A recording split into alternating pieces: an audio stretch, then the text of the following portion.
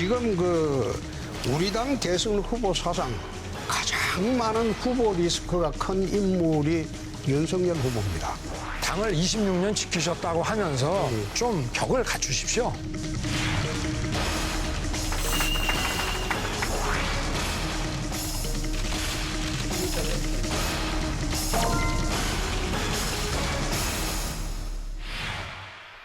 지난 8일 국민의힘 대선 경선 최종 후보로 윤석열, 홍준표, 그리고 유승민, 원희룡 4명이 본경선에 진출했습니다. 윤석열, 홍준표, 유승민, 원희룡 이렇게 4명으로 국민의힘 대선 후보가 압축됐습니다. 윤석열 전 총장이 근소한 차이로 홍준표 의원을 앞선 가운데 유승민 전 의원이 뒤를 이었고 접전을 벌이던 4위 자리는 원희룡 전 제주지사가 차지했습니다. 본경선에 오른 후보들은 한 달 동안 합동 토론과 1대1 맞수 토론을 포함해 10차례 TV 토론에 나섭니다. 본경선에선 당원 투표 반영 비율이 50%로 껑충 뛰는데 55만 명의 표심이 어디로 향할지가 관건이 될 전망입니다. 총 10차례 토론을 진행한 이후에 11월 5일 최종 대선 후보가 선출되는데요. 지금까지 5번의 토론회를 진행하면서 4명의 후보가 치열한 레이스를 진행 중인 가운데 후보들 간 설전과 세불리기 경쟁이 계속되고 있습니다. 지금 5번의 토론을 진행했어요. 전반적으로 좀 관전평을 좀 총론처럼 들어보고 싶은데 먼저 김재원 최고위원님 어떻게 보고 계십니까? 우리 당 지도부에서 처음에 이제 대선 후보들 당내 경선 룰을 정할 때 토론을 10번 시키고 그 앞에 또 8명의 후보자들 두고 또 토론을 대여섯 번 시키고 토론 내용에는 1대1 토론 이런 게 많이 있어서 이게 과연 우리 후보들에게 도움이 될까 아니면 후보들 모두가 망하는 것 아닐까 이런 걱정도 했는데 이제 토론을 거듭하면서 사실은 전반적으로는 후보자들의 역량도 좀 높아지는 계기도 있고 한편으로 약점이랄까 이런 점을 보완하는 계기도 되고 유권자들에게도 우리 후보들의 진면목을 좀 알리는 그런 좋은 면도 있다는 생각이 들어서 지금은 토론을 거쳐가면서 우리 후보들이 경쟁력이 좀 더 생긴다 그런 생각입니다. 지금 토론은 비교적 잘 되어 가고 있다. 잘 진행되고 있다. 네. 이제 내부의 시각을 말씀해 주셨고 김영주 의원님은 어떻게 보고 계셨습니까? 좀 안타까운 것은 우리나라가 처해져 있는 어떻게 보면 국가적 대전환에 걸맞는 담대한 전환에 대한 비전이라든지 네. 그런 부분들이 보여지는 그런 후보들이 없어요, 지금. 너무 비방과 네거티브가 가열돼 있고 그것이 여야 모두 공통된 점이라서 그렇죠. 국민들로서는 안타깝게 생각하는 부분이 있고요. 한편으로 윤석열 후보는 처음에 겁을 되게 많이 먹었던 것 같아요. 네네. 공부가 덜 돼 있는 건 사실인데 막상 토론을 해보니까 상대방의 공격이 송곳 같은 질문이 없는 거예요.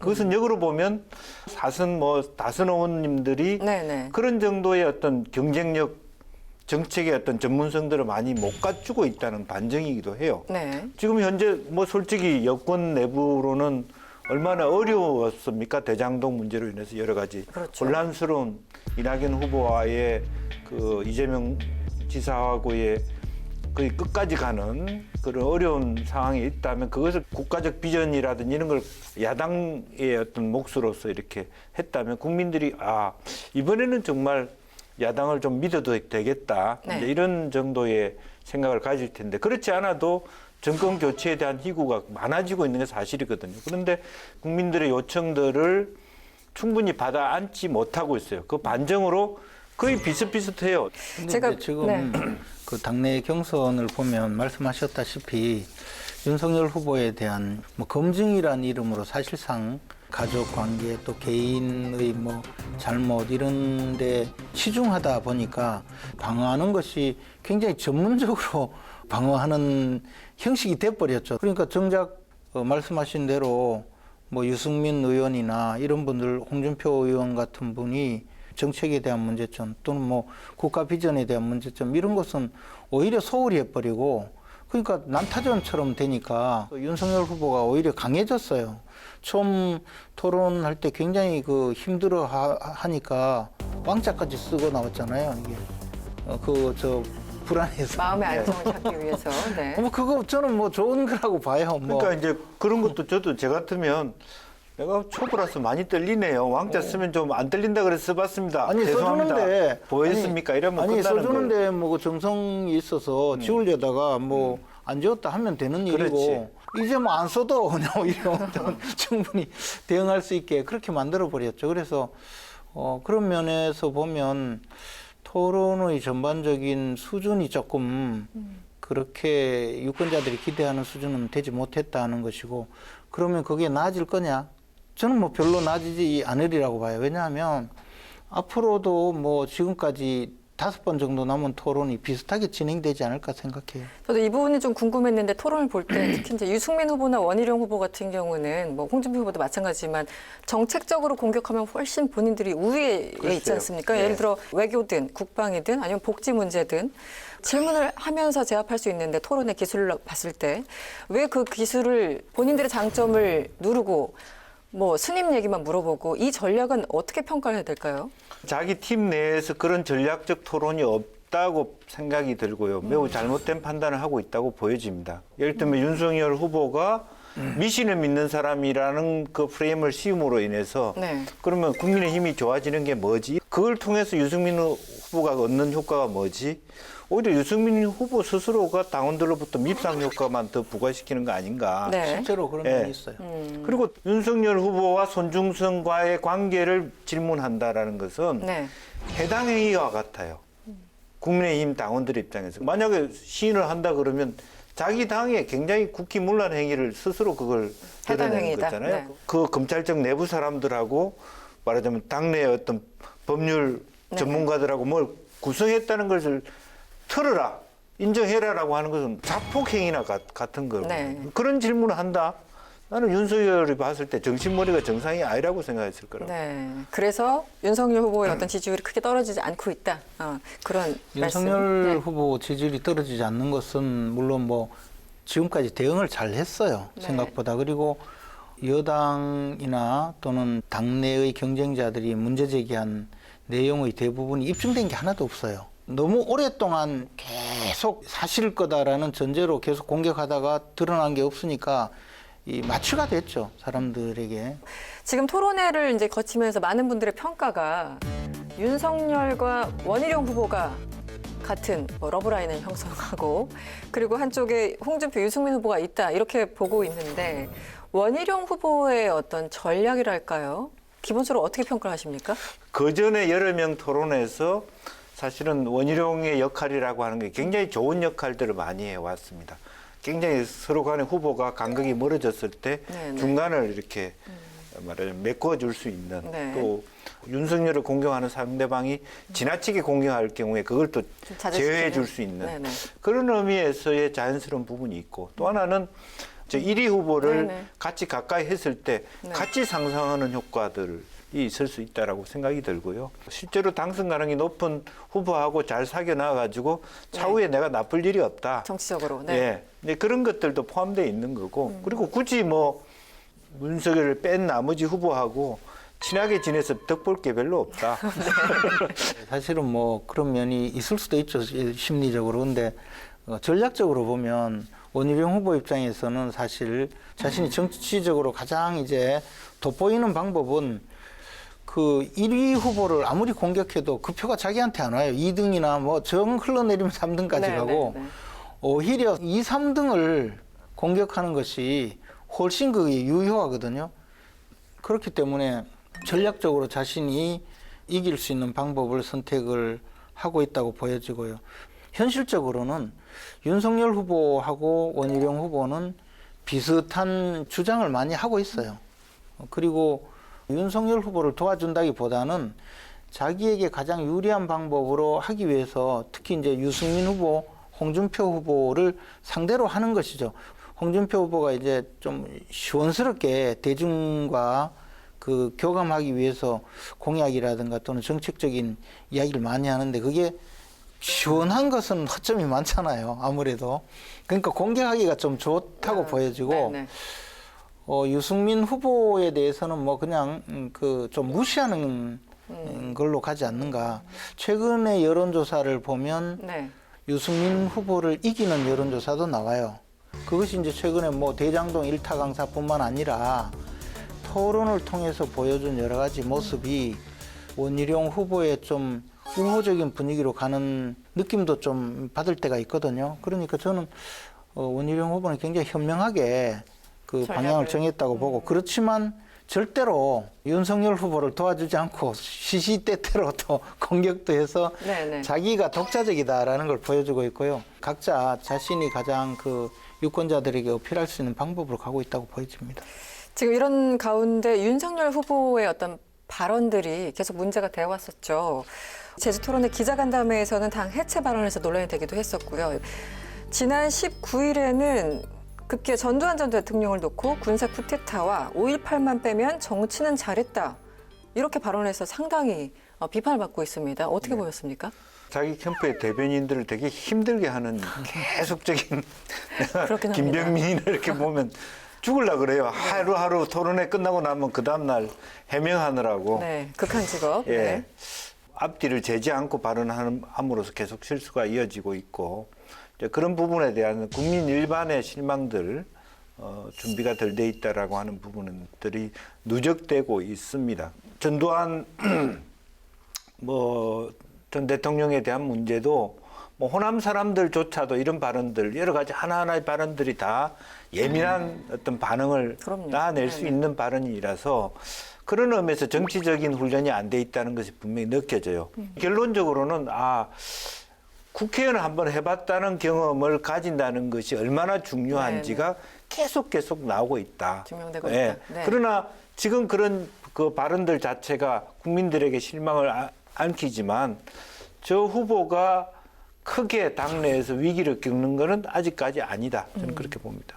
네, 전두환 전 대통령 발언 이게요, 어떻게 보였습니까? 저는 비유에 조금 오바했다 그럴까요? 좀 그런 면은 분명히 있다고 봐요. 정치권에서 흔히 금기시해야 될 몇몇 대상들이 있는데, 뭐 예를 들어 호남, 세월호, 여성, 또 장애인, 뭐 위안부, 뭐 이런 특정 대상에 대해서 좋지 못한 비유라든가 발언을 하면 이게 극도로 비하 발언으로 몰릴 수밖에 없는 것이 지금 우리 현실이거든요. 네. 신념이 있든 뭐 객관적으로 옳든 어쨌든 조심해야 되는 대상으로 되어 있어요. 또 반면에 뭐 전두환 일본 이런 쪽의 또 이야기는 조금 잘못하면 찬양 발언으로 또 공격받는 이런 그 대상이거든요. 이게 이제 엄청 조심해야 되는데, 그 금기해야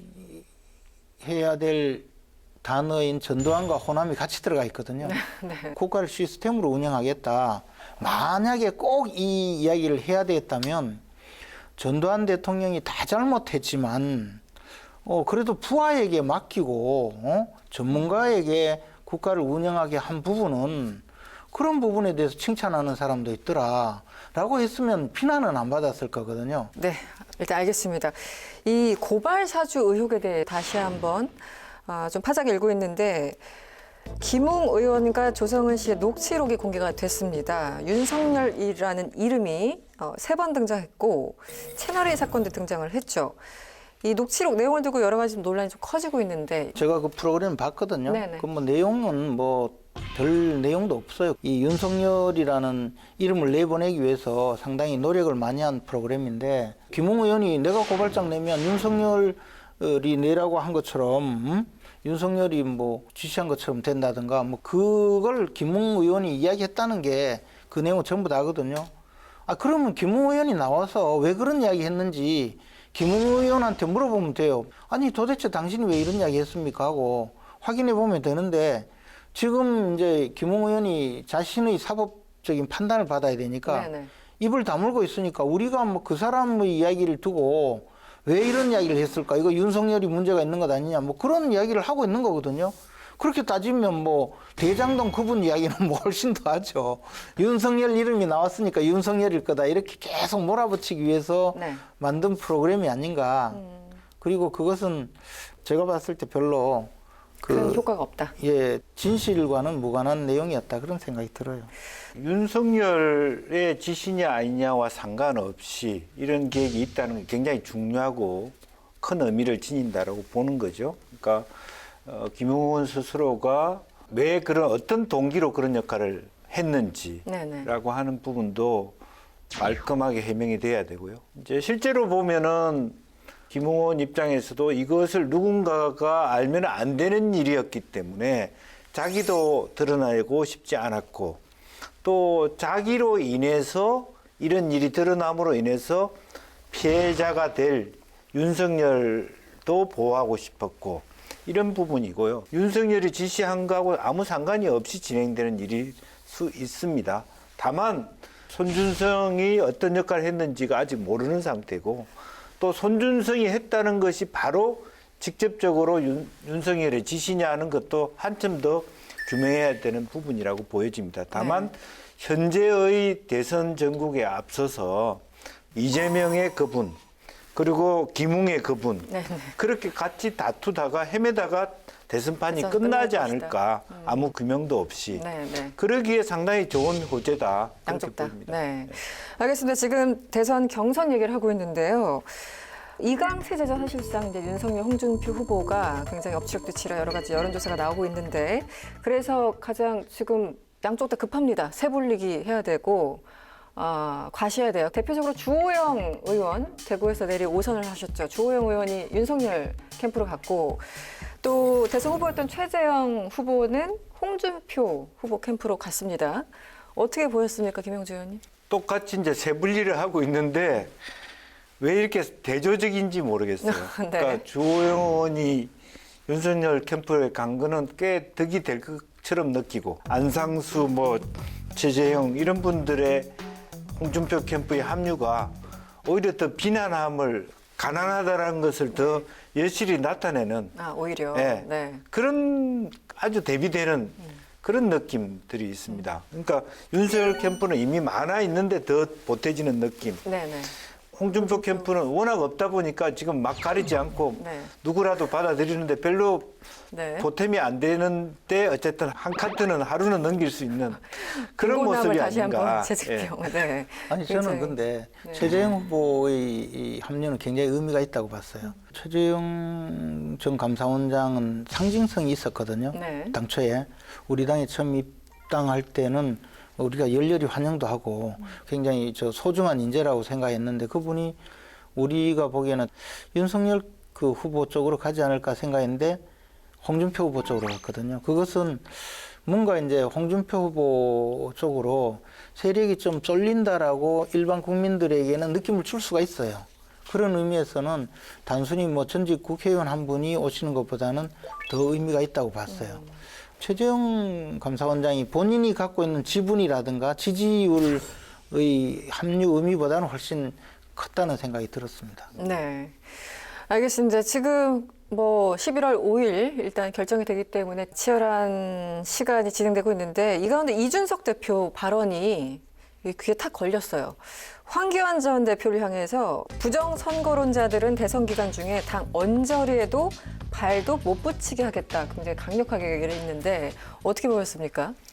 이제 그 전부터 일관되게 그 황교안 대표는 대통령이 나온 이유가 부정선거 문제를 거론하기 위해서 나왔고 그렇다라면 이준석 대표 입장에서도 황교안 전 대표가 당에서 지지를 받게 될 경우에 마치 국민의힘 자체가 그동안의 선거에 대해서 부정하는 것 같은 이미지를 얻는 것이 매우 부담스러울 수밖에 없었다라고 하는 거고요. 제1야당으로서는 절대 가서는 안 된 길이기 때문에 강하게 주장하는 거 아닌가 싶고요. 네, 그런 부분에 대해서는 저는 일면 타당하다 그렇게 생각을 합니다.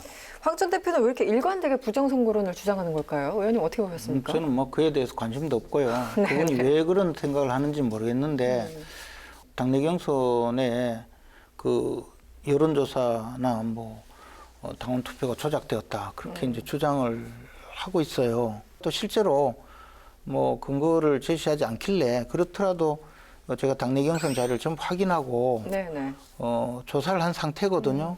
그러니까 4개 회사의 자료를 받아서 그것을 가지고 이제 그러니까 여론조사는 여론조사대로 당내 당원 투표는 당원 투표대로 환산해서 네. 그것을 이제 70%, 30% 네네. 반영해서 1, 2, 3, 4, 5, 6, 7, 8등을 그 정했거든요. 당내 경선이 진행 중이기 때문에 이것을 공개를 하면 순위가 고착되고 더 쏠릴 가능성이 있기 때문에 네네. 당내 경선의 공정성을 위해서 선거관리위원회가 당규에 따라서 공개를 하지 않고 최종 이제 결과 발표 때 함께 공개해 주겠다 했는데 이걸 가지고 이제 지금 가처분 소송도 하고 네.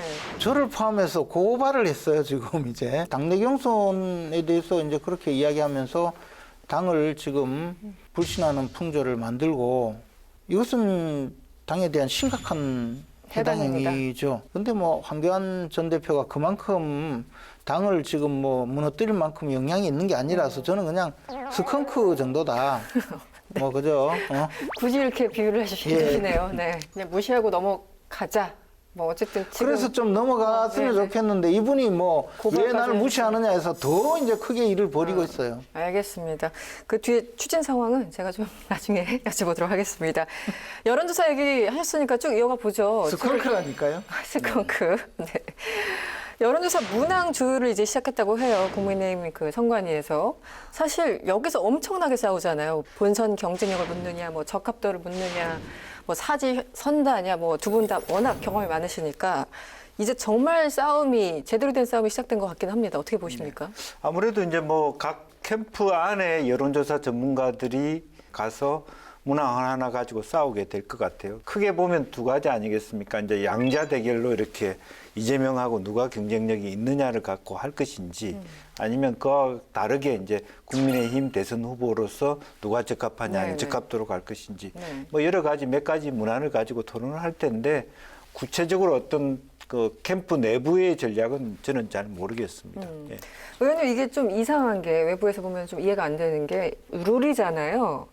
그 정하고 시작. 외부에서 보면이 아니고요. 정치권 자체가 이게 네. 우리나라가 우스운 나라예요. 왜냐하면 그러니까 링 안에서 권투 선수가 싸우고 있어요. 네, 싸우고 벌써 있어요. 15라운드 중에 13라운드까지 가서 네. 하고 있는데 아직까지 얼굴 때리면 뭐 몇 점이고 몇 점, 그게 다 아직 안 벨트 아래 때려도 되는지 안 되는지 아직 그러니까요. 산정이 안 돼가지고 싸우고는 있는데 점수 산정이 안 돼요. 아니 정치에 하루 이틀 하신 분들도 아닌데. 아니 근데 왜 이러신 그게 거예요? 이 고질병인데요. 네.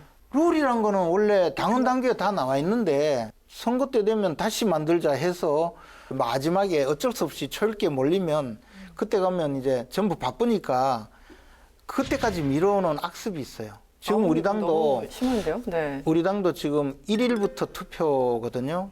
10월의 마지막 날까지는 그러니까요. 모든 준비가 다 끝나서 여론조사가 시작이 되어야 되는데 네. 끝까지 미뤄서 정 안 되면 선거관리위원장과 선거관리위원들이 결정하면 돼요. 아, 의원님 보시기에 가장 합리적인 문구는 어떤 겁니까? 아니 이미 경쟁력으로 네. 판단하겠다 아, 했기 경쟁력으로? 때문에 그것은 이미 사전에 결정이 된 사안이거든요. 지금 후보 4명이 경쟁력이, 다투고 있기 때문에 공명선거 추진단장으로서 절대 입 밖에 내면 알겠습니다. 간단할수록 좋잖아요, 문항은. 심플할수록. 그렇죠. 네. 네. 네. 그리고 그때 당시에 처음에 그 정홍원 선거관리위원장이 민주당 후보자와 1대1로 가상 대결을 붙이는 방식 등 경쟁력 평가로 네네. 한다라고 기억납니다. 발표를 네. 했기 때문에 네. 이것을 바꾸면 바꾸는 데 대한 논란도 또 있을 거예요, 항상. 그때 정호원 그 위원장의 그 발언 그 틀 안에서 어쨌든 그렇게 하면 최소한의 정당성은 있는 거죠. 국민의힘 대선 경선 이슈에 대해서 짚어봤는데요. 오늘 빅데이터 알아보겠습니다. 빅데이터로 여론을 읽어봅니다. 이번 주에는 국민의힘을 주제어로 빅데이터를 분석했습니다. 지난 11일부터 17일까지 일주일 동안 12개 채널, 20만 개 이상의 사이트에서 집계한 국민의힘의 총 정보량은 약 9만 8천 건으로 나타났습니다. 국민의힘 연관어 중에서 급상승한 단어들을 살펴봅니다. 1위는 광주입니다. 국민의힘 2차 예비 경선을 통과한 대선 경선 후보 4명이 지난 11일 광주에서 첫 합동 토론회를 했는데요.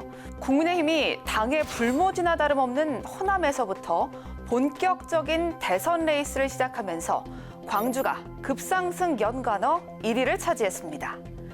2위 행정, 3위 간담회는 모두 경기도 국정감사 관련 단어들입니다.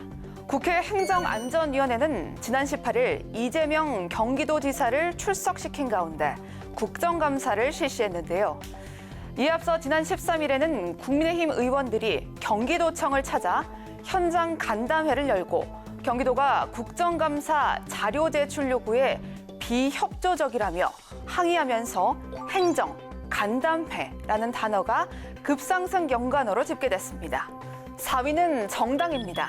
윤석열 전 검찰총장이 재직 시절 받았던 정직 2개월 징계가 정당하다는 법원의 판단이 나왔습니다. 윤 전 총장은 즉각 항소했는데요. 더불어민주당에서는 법원 판결을 부정해서는 안 된다고 비판했고 윤 전 총장은 민주주의를 모르고 하는 말이라고 일축했습니다. 5위는 대주주입니다. 대장동 의혹의 핵심 인물인 화천대유 대주주 김만배 씨에 대한 구속영장이 기각됐죠. 이에 대해 국민의힘은 특검을 해야 할 이유가 더욱 명확해졌다라고 주장하면서 대주주가 5위에 집계됐습니다. 다음은 국민의힘 인물 연관어 중에서 사용이 급증한 이름을 살펴봅니다. 1위는 이정수 서울중앙지검장입니다. 지난 14일 서울중앙지검 국정감사에서 국민의힘 의원들은 대장동 의혹과 관련해 집중 포화를 날렸는데요. 이 지검장은 이에 대해 공정성을 믿어달라.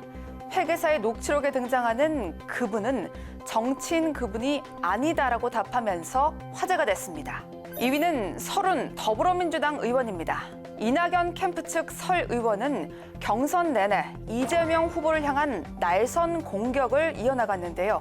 결국 이재명 지사가 민주당 후보로 최종 확정된 뒤 민주당 의원총회에 나가 설 의원을 끌어안고 화해의 모습을 보이면서 설훈이라는 이름이 국민의힘이라는 단어와 함께 많이 등장했습니다. 3위는 천공스승입니다. 윤 전 총장이 부인 김건희 씨 소개로 역술인 천공스승을 만났다는 보도가 나오면서 윤 후보가 무속인의 조언을 받는 것이 아니냐는 의혹을 받았습니다. 4위 이현주 전 의원이 홍준표 대선 경선 후보 캠프에 공동 선대위원장으로 합류했습니다. 본선 경쟁력과 성공적인 국정 운영 여부를 놓고 볼 때 홍 후보가 현실적인 대안이 될 수 있다라고 합류 배경을 설명했습니다. 5위는 이주열 한국은행 총재입니다. 이 총재는 지난 15일 한국은행 국정감사 자리에서 11월 금리 인상 가능성을 묻는 박형수 국민의힘 의원 질문에 금리 인상을 해도 큰 어려움이 없지 않을까 예상한다라고 답변했습니다. 네, 지난 한 주 국민의힘을 키워드로 관련 이슈를 빅데이터를 통해 확인해봤습니다.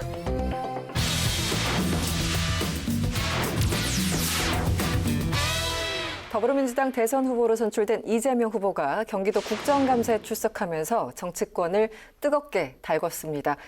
국민의힘은 경기도청 국정감사 증인으로 출석한 이재명 경기도지사를 향해 대장동 게이트의 설계자라며 파상 공세를 펼쳤습니다. 정영학 녹취록에 그분은 이 지사라며 떳떳하다면 특검을 받으라고 압박했습니다. 이 지사는 돈 받은 자는 범인, 작물 나눈 자는 도둑이라는 손팻말을 내걸고 야당의 주장에 반박하며 모든 의혹을 부인했습니다. 더불어민주당은 이번 사건은 국민의힘 관련자들만 의혹이 계속 나오는 국민의힘 게이트라고 주장하고 이 지사는 오히려 공공개발을 추진해 토건 비리 세력이 다 가져갈 돈을 일부 회수했다고 옹호했습니다. 대장동 의혹 그리고 민주당 원팀 등 여러 가지 과제가 놓여 있죠. 이런 상황에서 이재명 후보가 이 과제들을 앞으로 어떻게 해결해 나갈지 여러 가지 궁금한 점이 많습니다. 먼저 김영주 의원한테 먼저 여쭤볼게요. 대선 후보로 선출되는 과정을 쭉 이제 같은 당원으로서 보셨을 텐데 네. 전반적으로 좀 평가해 주시면 어떻습니까? 이재명의 대세론이 흔들리지 않았어요. 그리고 실제로 보면 52%, 53%, 58%까지 네네. 심지어 호남에서도 진 게 아니거든요. 이제 그렇다면 압도적 우세를 해왔다라고 볼 수 있는데 문제는 마지막에 컨벤션 효과를 가져오지 못했어요. 실제적으로 뭐 11만 표만 더 얻으면 결선 투표 없이 바로 갈 수 있다라는 그런 부분도 있었을 것이고, 혹은 그때 이제 대장동 문제가 좀 확산되면서 이낙연 후보 쪽으로 좀 더 세게 결집되는, 그러다 보니까 조금 술렁거리는 그런 결과들이 되었고, 또 국감을 맞이하면서 계속 야당의 공세가 이어지고 있고 또 유동규 구속되고 뭐 이런 네, 것들이 연일 오면서 그런 컨벤션 효과를 갖고 오지는 못했다. 이제 이런 부분인데 이제 뭐 그럼에도 불구하고 끝까지 말하자면 후보로서의 지위를 유지할 수 있지 않겠느냐. 뭐 그런 생각은 갖게 됩니다. 이재명 후보에 관심이 워낙 많으시잖아요. 의원님 어떻게 보셨어요? 네, 근데 관전평. 그러니까 이제 민주당 당원들이 또는 민주당 지지자들이 이재명 후보에 대해서 의구심을 상당히 갖기 시작한 것 아닌가. 제가 마지막 경선 결과가 발표될 때 바뀐 줄 알았어요. 네, 다들 놀라셨어요. 저 잘못 불렀다 싶을 정도로 경선 결과를 일반 국민선거인단에서 뒤집힌 거거든요. 그래서 했는데 그것이 민주당의 당원들은 예컨대 당에 대한 충성심이 강한 분들이라고 보는데 국민선거인단은 지지자들이 대부분이란 말이에요. 물론 저 같은 사람도 있었죠. 네. 근데 이제 그분들이 보기에는 이재명은 이상하다. 이재명은 후보가 되면 안 된다라는 생각이 확 몰린 거죠. 근데 이제 그 무렵이 바로 이제 대장동 사건이 시작될 때거든요. 지금은 이제 점점 구체화되잖아요. 그리고 최근에 국정감사에서 처음으로 이재명 후보가 민간인 초과 이익 환수 규정을 그것을 삭제한 것이 아니고 부하 직원들이 건의한 것을 받아들이지 않았다. 네네. 민간 기업의 초과이익 환수 규정의 어떤 넣을 건가 넣지 않을 건가의 문제에 관여한 사실을 인정을 했어요. 대장동 사건을 일으키게 된 이 민간 기업에게 수천억의 부당한 이득을 만들어준 그 원인이 뭐냐? 그것은 바로 민간인 초과이익 환수 규정을 두지 않고, 즉 화천대유와 천하동인에게 이익을 몰아주기 위해서 성나무뜰이라는 특수목적 법인을 만들면서 거기에 지분의 반을 갖고 있는 성남도시개발공사가 얻을 수 있는 장래 이익의 대부분을 포기해버리는 그 규정을 만들어준 것 때문에 벌어진 일이거든요. 장래 이익이 있을지 없을지 몰라서 이것을 넣지 않았다 주장하지만, 배임죄라는 것은 장래에 있을지 없을지 모르는 기대 이익을 포기하는 것도 여전히 배임죄거든요. 그런 상황임을 지금 이제 서서히 밝혀지는데, 그 과정을 계속 지켜보면서 민주당 지지자들, 민주당원들이 의구심 내지 불안감이 점점 커지리라고 봐요. 그래서 이낙연 후보의 입장에서 본다면 과연 지지할 수 있을까요? 네, 지금 그 질문을 네. 제가 그대로 드릴게요. 이낙연 후보가 뭐 본인의 마음도 그렇지만 이제 지지자들의 마음도 그렇고 여러 가지 상황상 3일 만에 수용을 했어요. 그래서 여론조사 전문가들 보면은 소위 말하는 컨벤션 효과가 없었다. 당일날 바로 수용했었어요. 그러니까 여러 가지 좀 의구심들이 있는데 다 돌파해야 될 과제들이죠. 이재명 후보 측에서는 어떻게 보십니까? 저는 결론적으로 보면 이낙연 후보 스타일로 보면 선대위에 합류할 것이라고 보고 공동선대위원장을 맡을 거라고 보여집니다. 네네. 실제로 이낙연 후보 캠프의 의원들은 이미 뭐 다 같이 한 팀이 된 거나 마찬가지인데, 또 실질적으로 보면 이미 이제 뭐 지난번 의총장에서도 보면 뭐 서른 의원하고도 뭐 네네. 좀 다소 좀 어색했지만 포옹도 하고. 그러네. 요즘 조용하네요. 예. 한번 딱 안아주니까 원래 의원들은 그런 것입니다. 당원들이 문제지. 아니 그리고 지금 법적으로 어디 갈 데가 있나요? 뭐 그렇죠. 지금 뭐 정해졌으니까. 경선에 참여한 후보가 옛날처럼 뭐 무시하고 이거 안 된다고 나갈 때도 있는 것도 제 아니고. 생각으로는 여권에서 좀 생각을 해야 돼요. 어차피 이재명 후보 스타일로 절대로 자진 사퇴를 하지 않을 테니 잘못되면 안 되니까 열린민주당에서 우리 고등학교 선배인 유시민 전 장관을 빨리 대선 후보로 선출해 놓고 무사하면 단일화를 해서 네. 단일 후보를 뽑고, 만약에 이재명 후보가 뭐 교도소 간다든지 그렇게 되면 유시민 우리 고등학교 선배님으로 후보를 내보내는 게 어떨까?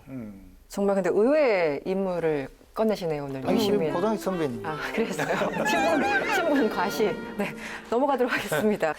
이번에 일부 여론조사에 보면은 이낙연을 지지했던 사람의 많은 사람들이 이재명을 안 찍겠다 이런 여론조사가 있었어요. 지금 순간에는.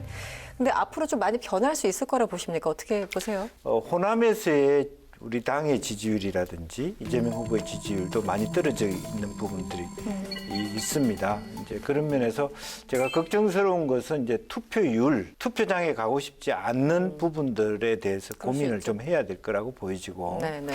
이 지사가 이제 지사직을 조만간 뭐 사퇴를 하고 바로 이제 당에 복귀를 하면서 선대위를 구성하면서 네네. 일일이 그런 어떤 좀 마음의 봉합이 상처를 되는. 입었던 그런 분들과 스킨십을 잘 해나가면 다시 충분히 그런 부분에 대한 부분들은 복구가 될 수 있다. 저는 그렇게 생각이 듭니다. 네.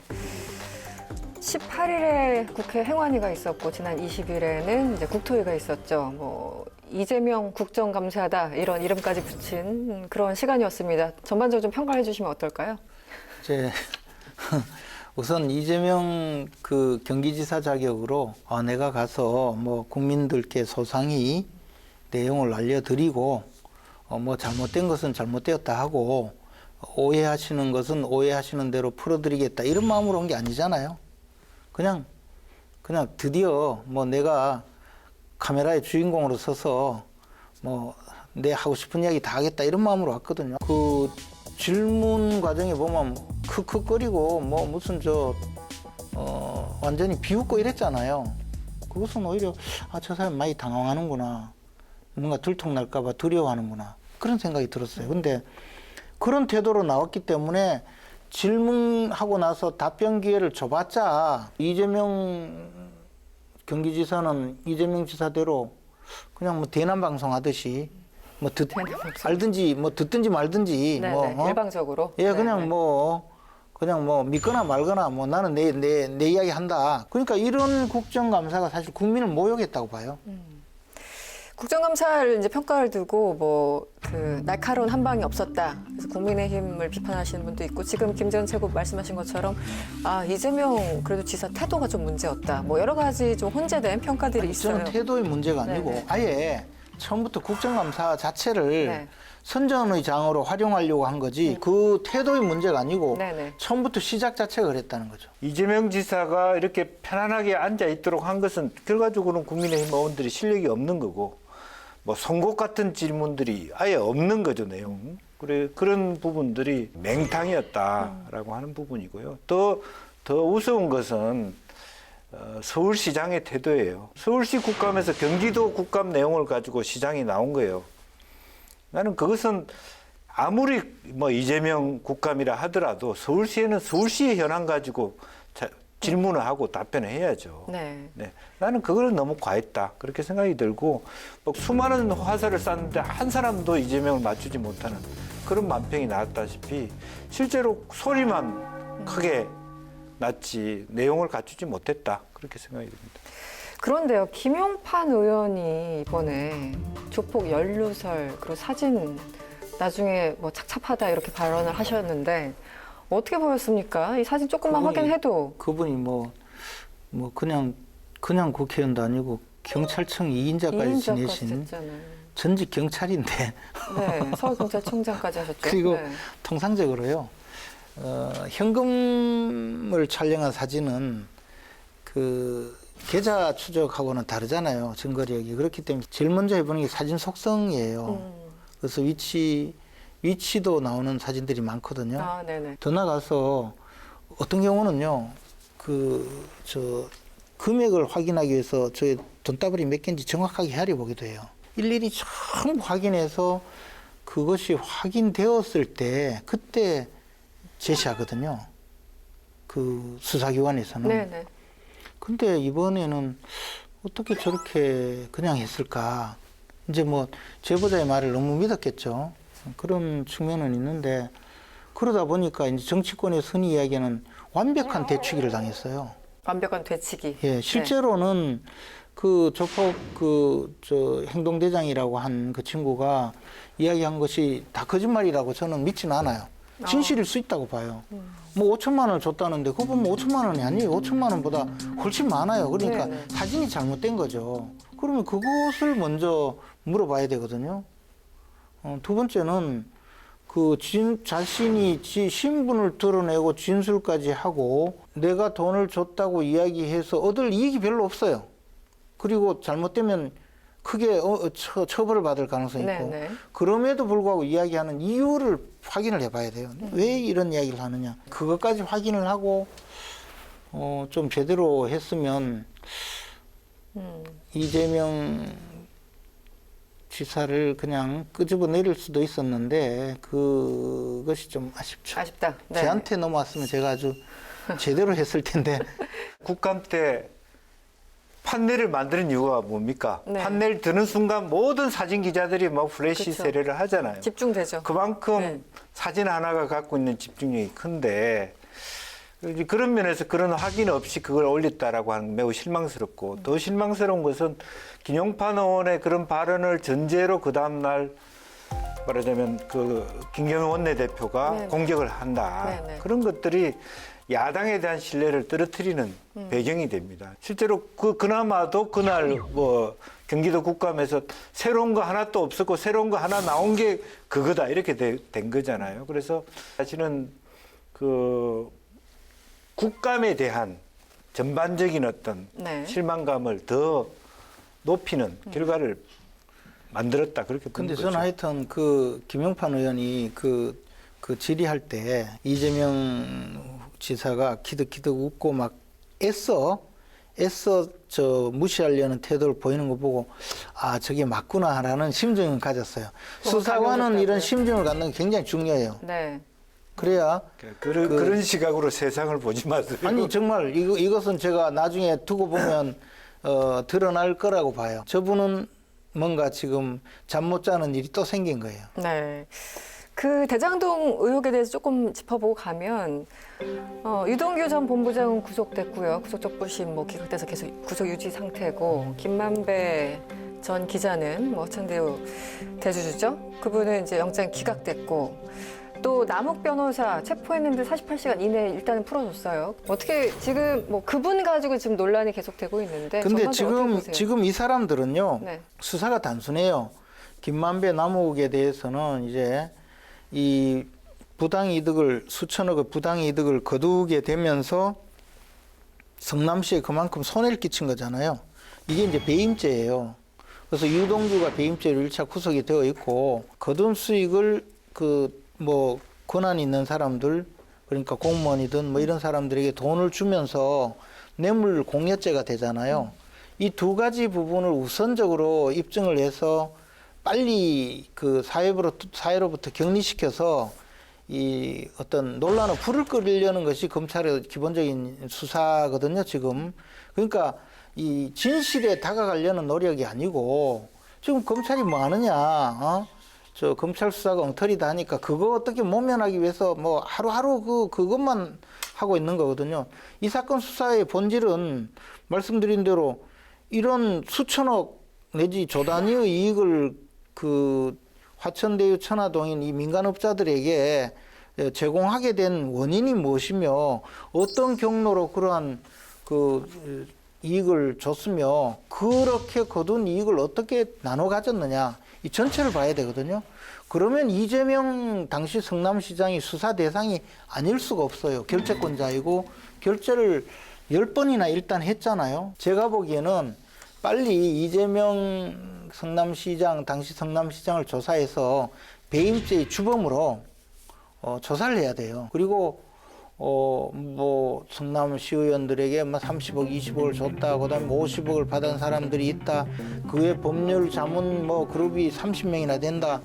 모두 다 수사해서 부당한 이익을 받은 사람들은 모두 다 잡아들이면 돼요. 제가 보기에 최소 한 40명은 네. 교도소로 가야 될 거예요. 그렇게 보십니까? 네. 이 알리바바와 42인의 도적 있잖아요. 네.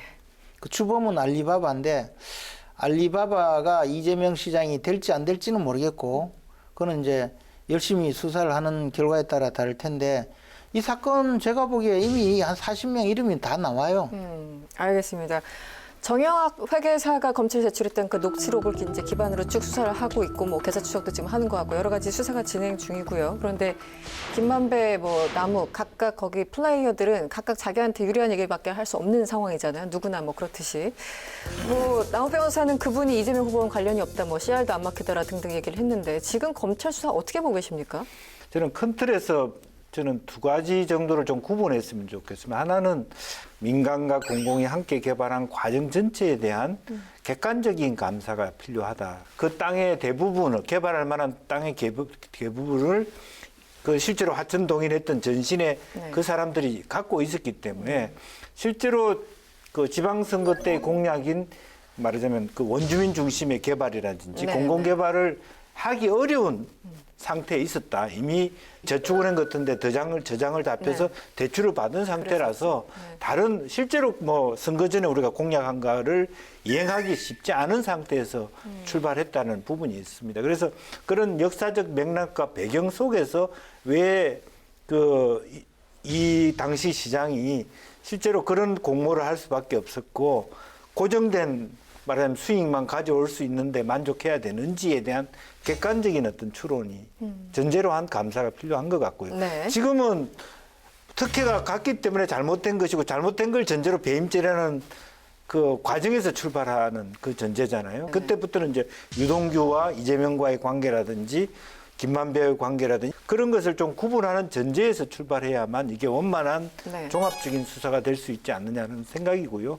또 결과적으로 보면 지금은 뭐 합동수사본부에서 수사를 하지만 국민들이 만족할 수 있는 수준의 수사 결과를 제때 못 내놓을 경우에 뭐 특검으로 가는 방법도 우리가 뭐 고려할 수밖에 없는 거 아니냐. 어차피 이건 특검으로 가느냐 안 가느냐가 이제는 보기에는 여론에 달려 있는 문제라고 보여집니다. 네.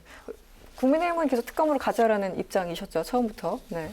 특검으로 갈 수밖에 없겠죠. 지금 뭐 수사는 저 모양을 보면 검찰이 수사가 아니라 덮어주기 위해서 몸부림치는 것 같아요. 저 증거인멸의 시간을 계속 벌어주는 뭐 그런 분들이라서 나중에 저분들도 그 잘못되면 처벌받아야 되는 것 아닌지 모르겠어요. 지금 일부 여론조사, 그러니까 이재명 후보가 이제 후보로 선출된 이후에 여론조사 보면 컨벤션 효과를 누리지 못했고 지금 말씀해주신 대장동 이런 여파 때문에 30% 박스권에 갇혔다. 그래서 일부 여론조사는 또 원희룡 후보한테 뒤지는 것도 나왔었고요.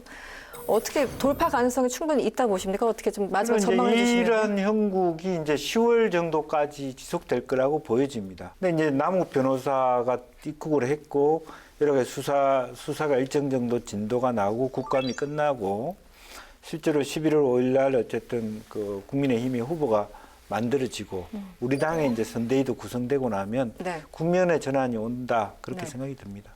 의원님은 어떻게 보십니까? 뭐 그 전에 교도소 갈 수도 있죠. 기승전 교도소 까목소 말씀을. 직업병이라니까. 아직도 아니 근데 검사. 제가 보기에는 이재명 후보께서는 제일 두려워하는 것 같아요. 스스로 나 돈 1원도 받지 않았다 할 때 이재명 후보 측으로 돈이 넘어가지는 않았구나라는 생각을 했어요. 그 말은 왜 그런 이야기를 했을까요? 누가 묻지도 않았는데 뭔가 이유가 있어요. 그리고 뭐 자꾸 이제 유동규 씨를 보고 측근이다라고 물어보면 측근이 아니라고 하잖아요. 야당에서 측근이라고 주장하는 이유는 유동규가 뭐 700억이나 지분을 가지고 있다라고 지금 논란이 되고 있지 않습니까? 사실 그거 당신 돈 아니냐 이 말을 묻지를 못하니까 그냥 당신 측근 아니냐 이렇게 물은 거거든요. 김철 의원 하시는 말씀이 이제 공소장의 내용일 수는 있어요. 그러나 공소장의 내용이 다 판결문이 될 수는 없잖아요. 정치적 변수를 없애고 이 사건을 좀 들어봤으면 좋겠다.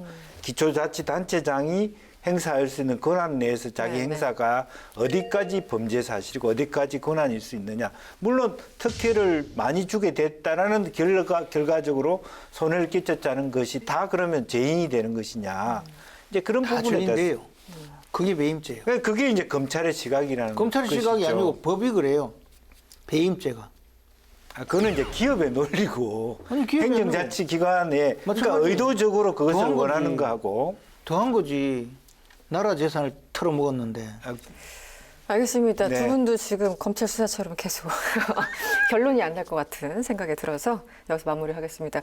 대선 본경선 진행 중인 국민의힘 그리고 이재명 후보 관련해서 여러 가지 이야기를 들어봤는데요. 두 분의 사이다 한 줄 평 듣겠습니다. 먼저 김전책 의원님. 이거 그 이재명 때문에 아무 일도 못하게 되는, 계속 가기도 어렵고 안 갈 수도 없고, 이재명은 괴력이다. 이재명은 계획이다. 네. 네, 저는 이제 윤석열의 실수가 계속돼도 기차는 간다, 이렇게 말씀드리고 싶습니다. 아마 당원들의 마음이 그런 많은 실수에도 바뀌지는 않을 것 같아요. 네. 김전책 의원님, 김영주 전 의원님 오늘도 수고하셨습니다. 고맙습니다. 네, 저희가 준비한 내용은 여기까지입니다. 정치톡톡 사이다 다음 이 시간에 뵙겠습니다. 고맙습니다.